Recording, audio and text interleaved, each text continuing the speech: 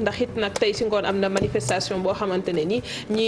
yëngu ngir ñu sàmm littoral bi ñu ngi koy amal du ñàkk dinañ ci dellusiwaat ak suñu gan leneen nit lu am solo bokk na ci li nga xamante ne ni mooy mbirum coronavirus ak it yoo xamante ne dina laal 23 juin loolee yëpp dinañ ci dellusiwaat ak Abdou Latif Coulibaly mi nga xamante ne mooy porte-parole présidence de la République gannaaw 20 bi lay doon pàcc bu njëkk bi ñu ñëw ba tey ci xeex bi nga xamante ne ñu ngi koy xeex coronavirus taxawaay bi nga xamante ne yenn organisation yi ñu ngi ci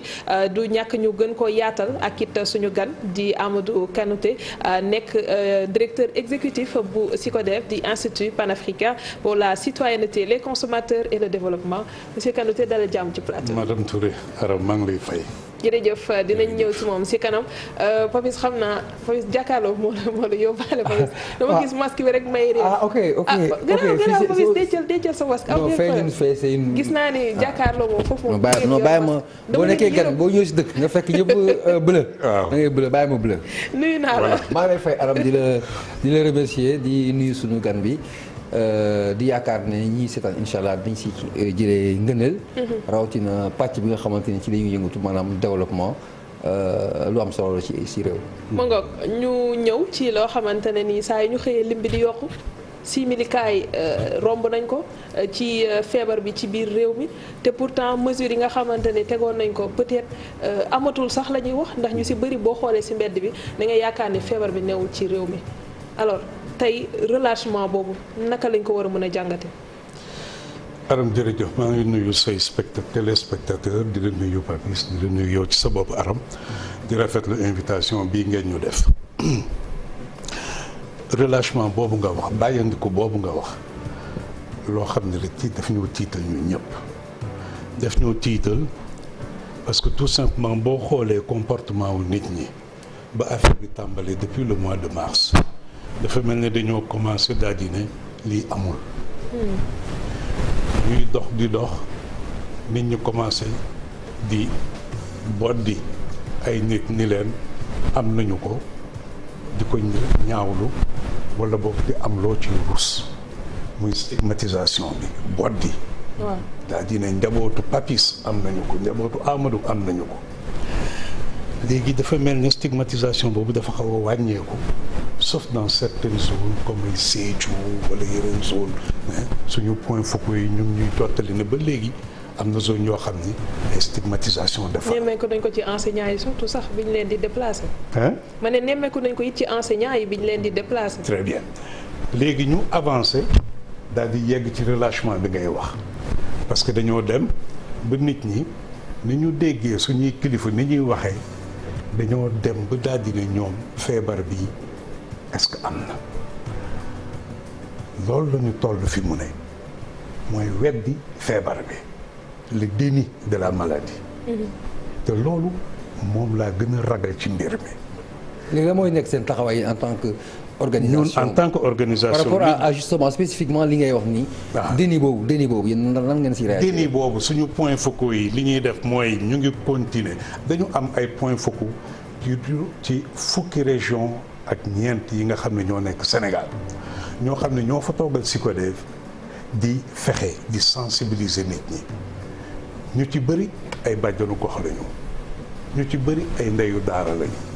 ñu ci bëri c'est des agents de développement yu ànd ak SYCODEV di liggéey ak ñoom seen liggéey fi mu ne mooy dem sensibiliser nit ñi wax ak ñoom surtout di leen expliquer ni leen feebar bii li ngeen di wax amu ci. fi mu ne c'est la bataille de la communication moo fi ne xam nga ay nit buñ toogee daal di. est-ce que mën nañu ko gagner est-ce que c'est pas trop tard. est-ce que wala c'est le moment plus que jamais de c'est jamais trop tard de reprendre. gis nga Papis. et cette fois-ci ban côté la ñu war a dem parce que je crois que bu fekkee ne basiquement boo ko jëlee considération da ngay wax ne les gens ont assez communiqué mais réceptivité bi moom perception bi moom amagul parce que comportement yi wane wu ko maintenant qu'est-ce qu'il va falloir recorriger en urgence. xam nga loo ci gis rek. dafa mel ni dafa am benn wax bu ñu wax mu daal di susciter daal di créer benn comportement da ngay wax benn affaire ma jàpp ko daal di comporter wu selon li nga wax pour ma dindi loolu comportement boobu lan nga mën a def wax dindi wax jooju te loolu moo am mooy suñu problème fii mu ne suñu problème mooy bu fekkee dañoo dem ba daal di ne vivons avec le virus nit ñi daal di koy jàppee daal di ne kon ba virus bi doon na loo xam ne mën naa ànd ak moom mën naa dëkk ak moom dafay wàññi ni nga doon comporté woo sawarte gi nga amoon takk masque dégg nga di bañ a joxe loxo yooyu yëpp. kon wax jooju waruñu ko woon wax vivons avec le virus. exactement wax jooju am na loo xam ni wàññi na ko lu bëri ci comportement wu nit ñi mais buñ demee itam bay am des leaders d'opinion ñoo xam ne nit ñi dañ leen di bàyyi nopp di leen may nopp di leen déglu ñooñu toog naan feebar bi amul boo demee daal di sóobu géej rek naan ci ndox bi feebar bi du la dal xale yi dégg ko ñu ubbi plage yi xale yi dem plage kenn takkatul masque looy def wax ngay def ay comportement nga war a changer éducation la dootul information rek. alors socio-anthropologue yi ñoom dañuy wax ne peut-être démarche bi ni ñu koy doxalee des na ndax boo njëkkee ci relais yooyu nga tudd léegi bàjjenu gox yeeg ndeyu daara yeeg ñoom seen dañuy fàtte ni communauté bi ñoom am nañu seen perception bopp ni Papis doon wax li nga xam ne jàppee nañ ko feebar bi est-ce que waruñu wàcc ci communauté boobu déglu leen ba pare xam naka ngeen di ajuster peut-être wax boobu nga xam ne jëmee ngeen ko ci ñoom. absolument booy communiquer dafa am ki koy wax fi mu koy waxee ak naka la koy waxee ñett yooyu ñoo ànd xam nga bu fekkee comme leader d'opinion bi ma ni dafa wax loolu rek xale yi daal di dem soobu géej particulièrement dans les quartiers périurbains parce que leader boobu c'est quelqu'un qui est respecté dans le milieu de la lutte et on sait que dans le milieu de la lutte il y a des modèles fi mu ne ay modèles lañu Sénégal donc ñooñu xale yi dañ leen di jàpp daal di ne ñii buñ ko waxee dëgg la nga toog mu am ñoo xam ne dañuy ñëw daal lay ni feebar bi amul suñu kilifa yi ñoo koy wax rek pour am xaalis suñu kilifa yi ñoo koy wax rek pour que dette bi ñu dindi ko. kooku foog nga ñëw ci plateau bu mel ni seen plateau bi daal di ko fiy wax expliquer pour que ñu dégg ko alors yooyu yëpp nag mooy communication bi du doy mukk fii ba mbas mi di fi jógee communication bi di doy mukk maa ngi gis kenn ci seen reporter yi di dem dans les différentes régions di jàngal nit ñi wala di laaj nit ñi lu tax takkuloo sa masque di def ay tournées comme ça dans différentes zones du pays c'est exactement le genre de choses qu'il faut faire. nit ñi ñoo loof. nit ñi dañoo loof. dañoo loof dafa am période boo xamante ne dañ leen téye seen biir kër yi. waaw moytu leen bu leen génn def leen lii. moo xaw a yàgg. léegi loolu yaakaar ne buñ ci génnoon solution day am wala boog lumière dinañ ko gis. mais ñu bëgg a génn ci loolu ñu ne ñu non mbir yi dafa gën a tar donc finalement nit yi dañ ñun li ñu téye woon suñu kër yëpp lan la doon jëriñ. waaw mais mbas mi moom tey kenn mën na doon wax suba lay jeex gannaaw suba lay jeex donc li ñu xam ni marathon la ñuy def fi mu ne. kenn xamul kañ lay jeex. amul kenn nag ku mën a taxaw daal dina suba wala gannaaw suba mbir mii dina jeex kooku il faut que ñu dugal ko ci bopp nit ñi. xam nga commencé sax di wax xëy na mu wàññeeku septembre xëy na ñu atteindre benn pic. après xam nga boo nee pic yaa ngi xalaat ni boo fa yeggee rek après da ngay wàcc. dégg nga. alors qu'il y a aucune garantie. kenn amul vraisemblablement amul benn garantie ne day wàcc. sur quelle base on est en train de le dire.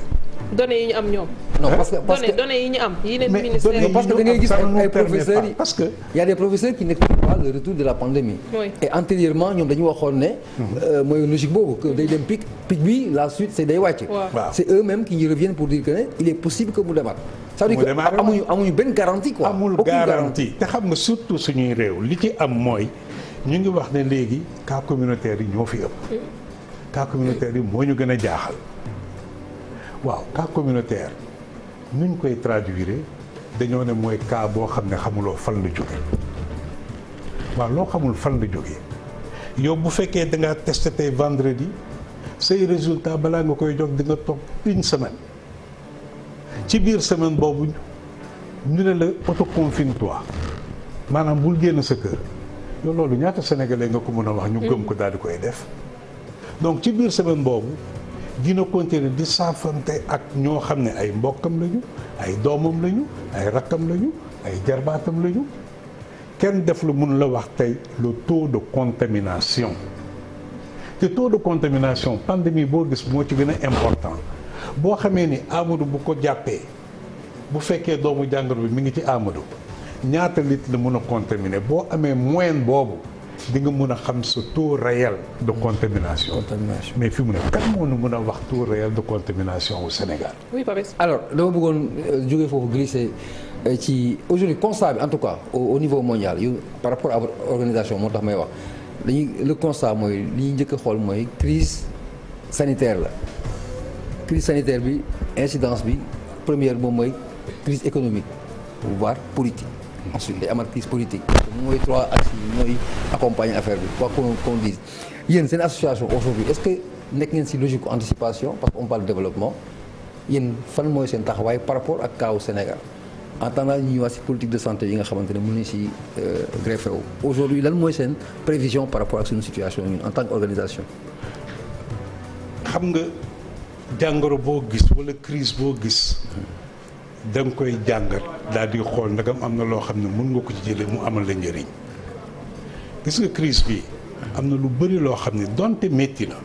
am na lu bëri loo xam ne mën nañ ko ci jàng loo xam ne dinañu amal njëriñ Papis da ngay xool rek ne tey gel hydroalcoolique tey mën nañ ko produire wane nañ ne dañ koy mën a produire ci biir réew mi respirateur nga xam ne ñi ñuy nekk réanimation bu ñu soxlaa ngelaw oxygène respirateur moo leen koy jox réew mi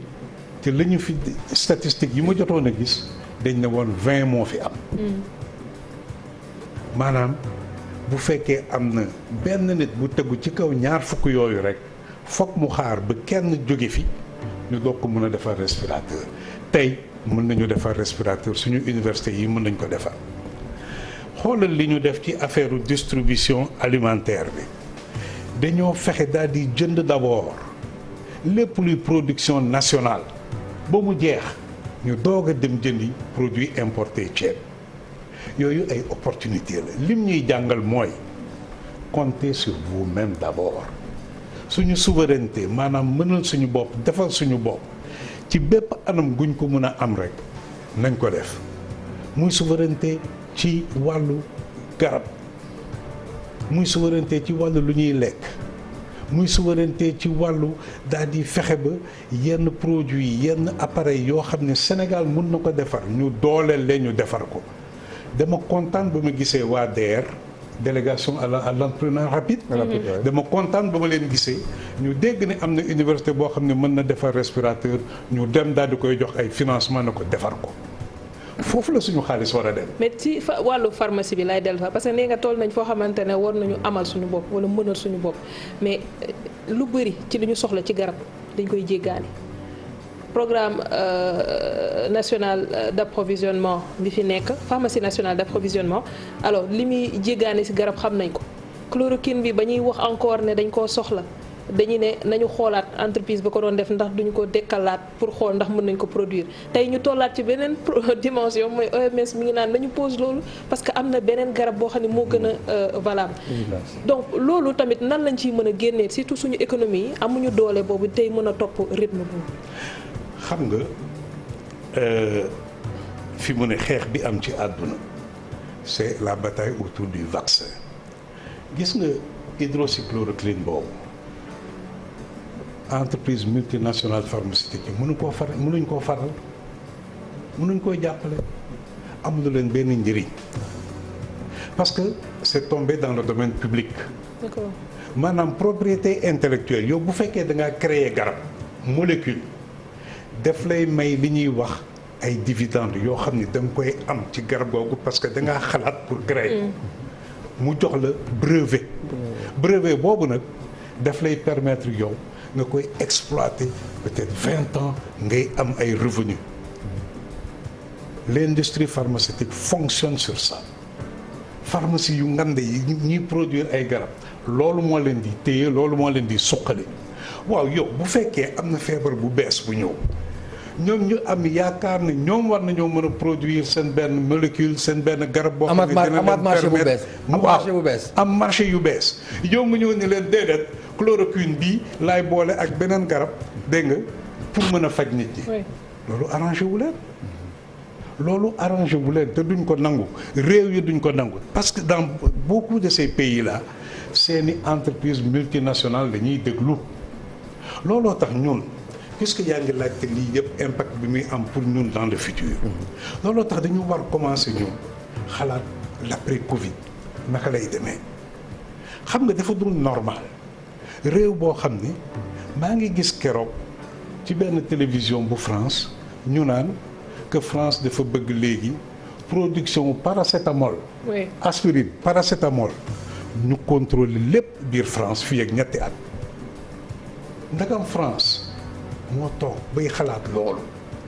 ñun ñu am fi suñuy entreprise yoo xam ne loolu moo doon seen liggéey produire ay garab même bu fekkee aram nee na dañoo néew doole mënuñu ko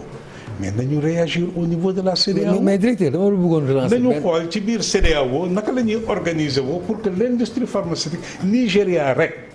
mën na produire ay garab daal di jox Afrique de l'Ouest yépp question d'organisation la question de volonté politique. li ma la bëggoon relancer mooy léegi yaa ngi wax ci sa analyse la ñu war a xaar l'après Covid et discours boobu élite mondiale bi yëpp tous les gens instruits les intellectuels ko si gis mu ngi envisager l'après Covid et pourtant le Covid lui-même jeexul. est-ce que loolu mooy problème bi parce que un combat il doit être benn cible war a am nga attaquer benn cible régler loolu dem si benn étape. mais si tu veux être en même temps le Covid il est là tu es dans le Covid.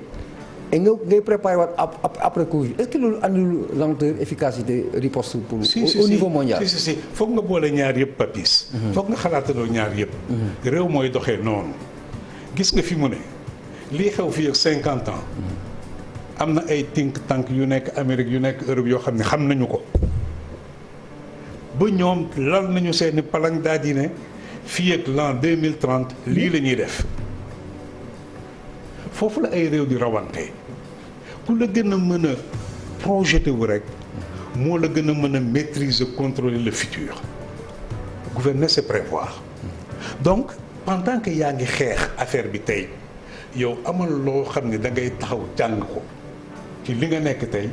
daal dina waaw lii lan laa ci jàng. loo xam ne mën na ma loolu la ñuy wax am na yeneen virus yoo xam ne dal na ci àddina dañuy naan jàng nañ ci mais ñun lan lañ ci jàng. mais yeneen virus dinañ ñëw. yeneen virus dina ñëw te kooku il faut que ñu nangu ko pour revenir dinaa dellu si yow mais pour revenir ci après Covid bi gis nga ba fi Ebola amee am na benn jàngat boo xam ni ancien ministre ba Aba Marie Coll Seck daf ko defoon ci Ebola dafa toog daal di xool situation ba mu amee daal di gis ne tout le système sanitaire allait s'écrouler à cause d'une épidémie mu daal di ne je vais mettre en place le COUS le centre des opérations d'urgence sanitaire pour que bés bu ñu amatee beneen crise COUS bi dina autonome financièrement dina mën a jóg di wuti ji xaalis dina daal di koy ubbil benn centre ca biir hôpital Fann jox ko autonomie bu COUS mën a générer des ressources dem wuti ay ressources tout ça pour que rek bés bu crise amee lu mel ni mbas mi bu amee suñu système sanitaire bu mu daanu parce que tout simplement il y a une épidémie. mais ndax tey daanu ndax système sanitaire bi du service léegi bu ñu waxee nit dañ lay téye sa kër état daf ko war a assurer. suñu centre de santé yi mënatuñu sax wala centre de traitement yi mënatuñu dékku li nga xamante ne moo am ci contamination donc tey ñuy wax togg yi seen kër est-ce que loolu it nekkul nit ñun finalement affaire bi sonal nañu système sanitaire bi amagul poids bi nga xamante ne moo waroon. pour mën a suñu contenir système sanitaire aram dafa di loo xam ni ci ponk yi nga xam ne ci la wéewu pour mën a dëgër benn bi c'est le personnel. beneen bi c'est le plateau technique dégg nga beneen bi c'est tout ce qui est médicaments et consorts waaw ñu daal di gis ne suñu système sanitaire xaalis bi mu laaj pour mën a fonctionner doyul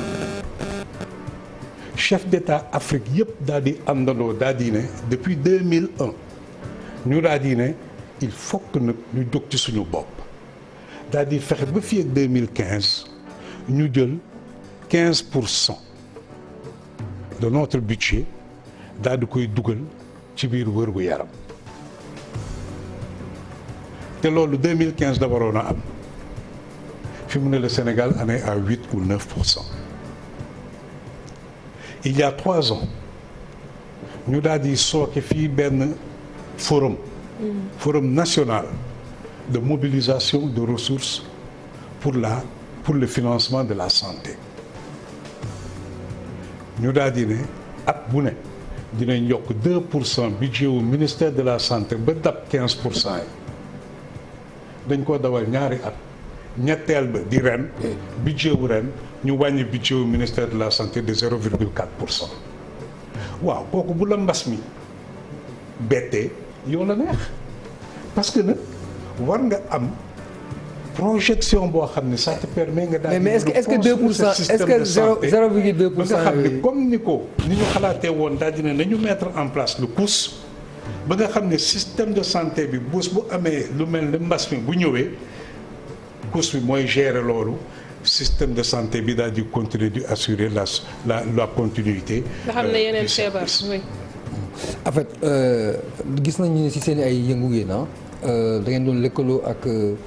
OMS pour xool politique de santé yi nga xamante ne ñoo adéquate dans les pays surtout les pays pauvres ngeen amoon li ngeen signé Sénégal dugg ci que le choix des orientations en termes de priorité yéen a koy définir par rapport ak les organisations est-ce que na am lu changé waat aujourd'hui par rapport ak li ngeen di repenser aujourd'hui les priorités. repenser les priorités yi nga xam ne mooy urgent yi nga xamante ne dañ ko war a tëggat très rapidement. au niveau du Sénégal. les politiques. waaw yi ngeen doon partagé parce que avant organisation yi ñoo leen di wax fi ngeen di dem mais après il y a une évolution da ngeen di concerté ak ñoom ngeen wax leen lii mooy suñu priorité lii ak lii ak lii. ça c'est une nouvelle donne maintenant mais lan mooy nekk taxawaayu seen organisation pour le cadre du. ñun li ñuy def mooy li ñuy wax plaidoyer maanaam wax daal di ne politique bii ngeen lal du politique boo xam ne dina dox wala méngoo na ak li ñuy nit ñi bëgg. te kooku muy santé muy alimentation muy énergie muy ndox muy téléphone juróomi programme yooyu yëpp ñu ngi koy dawal te bu ci ne dañuy analyser les politiques publiques daal di def suñuy note rendre compte daal di ne politique bii doxul wala politique bi sooxe na fii exemple yoo xamante ne yu illustré que ne vraiment vous avez dit li baaxul tout à fait ñëpp teg nañ si bët est-ce que mën nañu ko xam ñun Sénégal mën naa la joxe exemple oui c'est important ñu xam mën naa la joxe exemple ci ñaari fànn benn bi mooy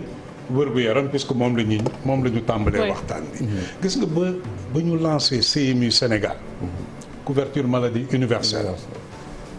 président Macky Sall 13 septembre il lance la CMU au Sénégal daa di ne CMU bi nii lay doxee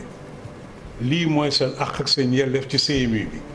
dinaa fexe les enfants de 0 à 5 ans mën a am lii dina daal di lal programme am ñun buñ ko déggee ñu daal di ne ni ñu ko waxee nii du mën a dem foog ñu xoolaat ko ñu koy wax ci rajo yi di ko wax ci télévision yi boobu waa ministère de la santé nañu ñëw leen ngeen wax ñu leen lan ngeen bëgg ñu yokk ko ci li ñu wax pour que CMU mën a taxaw Sénégal ils nous ont reçus avec une ouverture d'esprit extraordinaire ñu ni leen benn CMU du dem tant que yéen jëlu leen ko daal di koy jox ak xam ci wàllu seen budget national ñaar il faut ngeen fexe ba CMU ñëpp ak ki moo ko mun na leen a def une politique publique comme celle-là une innovation sociale loo xam ne lu bees la loo xam ne ça considère 80% de la population yoo xam ne mënuñoo accéder à la santé te fexewu leen ba nit ñi daal di koy akki moo def ko seen yëf gouvernement donc mënula lal une politique de santé publique ça fonctionne sur le consensus muy ñaar ñetteel bi ñu ne leen foog ngeen def loi sinon CMU bi suba ki ko xalaat ki ko mbébét ba taxawal ko bés mu fi jógee day dem ak vision te ñun démocratie lañ ne démocratie mooy tey yow yaa falu mais suba kii mën na falu kii mën na ñëw parce que def la contre rek